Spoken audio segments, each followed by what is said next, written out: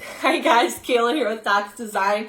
I'm so excited to get into the meat and potatoes of this branding today, which is you successfully selecting your brand fonts.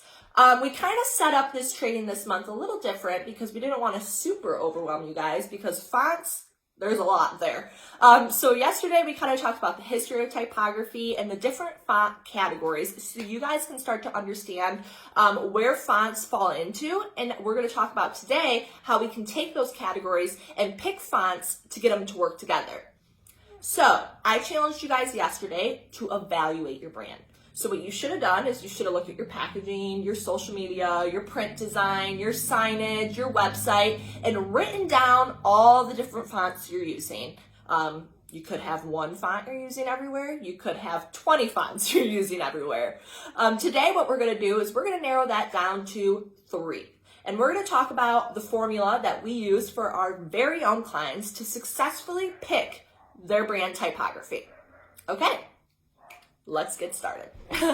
I'm also going to post a graphic below that kind of gives you guys this formula, as well as places that you can find fonts and typography. For the sake of this training, we are going to give you places where you can find free fonts. That is Google Fonts as well as Canva fonts. And if you are on Canva Pro, which you know we highly suggest, you have access to even more typefaces with that. So those are the 2 places that you can search for fonts. If you are looking to maybe invest a little bit in your brand and to select some custom fonts, you can go to places like Creative Market or My Fonts to get a really large array of custom fonts for your brand. But again, for today's training and for all the fur friends in the group, we're going to stick to Google Fonts and we're going to stick to Canva fonts.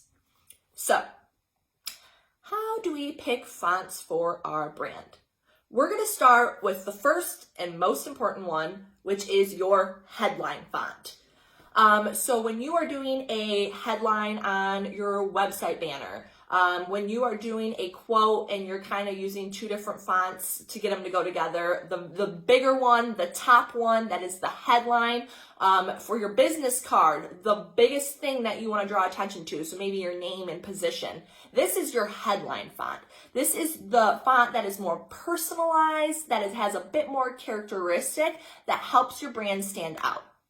Because if you are just using a generic sans serif like Open Sans as your headline here, it's really easy to start to blend in with all the other brands online. So for our headline font, the categories that we want to stick to are display and script. Display, it has serifs, it has sans serifs, but like I said, they're way more stylized and they have a bit more personality to them, which is the key and the pro tip from the branding experts over here at Dox that makes your brand stand out. So what I'm challenging you guys all to do is to select one headline font in either the category of display or script. Boom, headline font. Okay, so the second font we select is for your body copy. So this is when you're using large amounts of text. So think about the about page on your website, having a large amount of text, maybe a brochure in your store that you have a large amount of text. This is the font that we're going to use the majority of the time for your body copy. Now the key here is that it is clean, it is clear, and it is easy to read. So we do not want to use fonts like Comic Sans MS. Never use Comic Sans MS, guys. It is just not a good font. We don't want to use script fonts. We don't want to use like cheesy, handwritten, markery looking fonts here because it's hard to read. So what we want to do for our body copy is we want to stick to the categories of sans serif or serif. So we have our headline font we just selected when you're going through this training. That's either a display or a script. Now we're going to take our body copy and we're going to use either a sans serif or a serif. Now I'm sure you guys are asking, okay, Kayla, but how do I know which one to use? This is where your brand tone comes into play. This is where communicating an emotion is important. So I like to ask you, are you a classic natural brand? Is that what you pride yourself on? Are you maybe a dog treat company who says, yeah, I'm natural, I'm classic? serif is for you. Use a serif for your body copy because that is what the emotion that communicates is. Or are you like, no, I'm a fun brand, I'm a modern brand, I am a brand of this age, I want to speak to the millennials, sans serif. You want to use a sans serif that is clean, modern, and crisp for your body copy. So when you're picking your body copy font, you really have two categories to select from. I really want you to think about that brand tone that you're trying to bring to life here, and that will help you decide which category you should fall into. Now, when you're going through this training and you're selecting these fonts, in Google Fonts and in Canva, you will see that they have all of this actually categorized for you in their filters. If you're using Google Fonts, if you go up to the top, there's a filter where you can actually select sans serif, serif, display, or handwritten. And in Canva, when you are searching for fonts, right underneath the search bar, there are little tags that you can select that say sans serif, serif, handwritten, and display. Canva even breaks it down even further by like tone and emotion. So definitely make sure that you are sticking within those categories when you're looking in those two places. Okay, now last but not least is the special sauce that Dox Design brings to our clients. Most people will stick to two brand fonts and they'll leave it there. They'll have their headline font, they'll have their body copy, and they'll be good to go. But what really makes your brand stand out is having that third typeface that us, the team at Dox Design, like to call your accent font.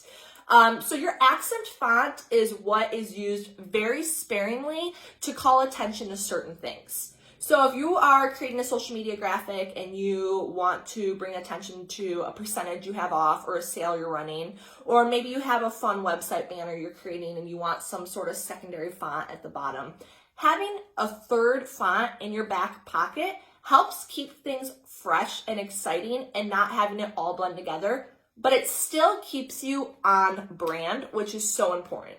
We don't want this random font being thrown in there that's not consistent with the rest and it's just not being on brand. So having this third font that is going with the other two is nice to have in your back pocket for when you start to feel like you need to freshen things up and you need to throw in something that's a little bit more exciting. For your accent font, you could pretty much use any category you want, but us at Dox Design really like to stick to the scripts here. We just think if you aren't using a script for your headline font, that it's nice to have an accent font that's a script. I think any brand, it's really nice to have some sort of script font to use. So for our team, we typically stick to a script font for our accent font.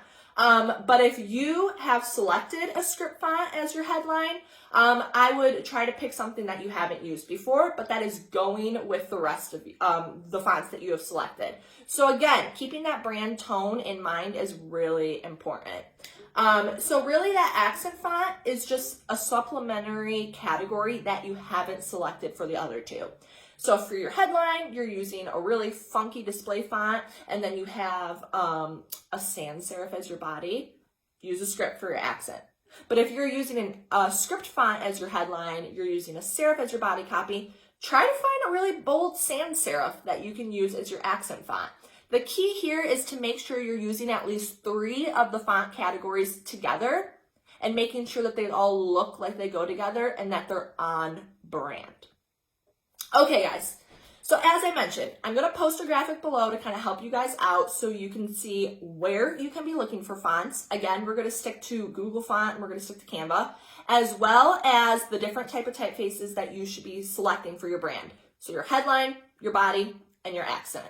Again, this is the formula we use for our very own clients at Dox Design, and it works tried and true every single time. So, the very end of this challenge, what you guys need to do is hop on to those 2 places that I have suggested, Google and Canva. Grab that list of brand fonts you're already using. If you have some you like and you love, plug them into one of those 3 spots. Take them fonts and plug them in. And then figure out where you have gaps and pick the fonts that are going to fill those gaps.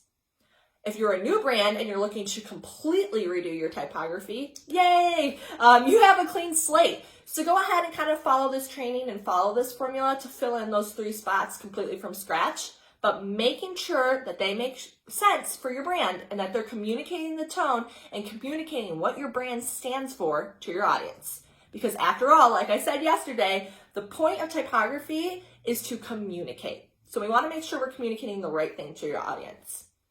Okay, for a friend, that wraps up our second brand training. I can't wait to see the fonts that you guys select.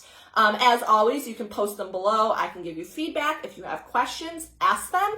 And tomorrow, we are going to be going live.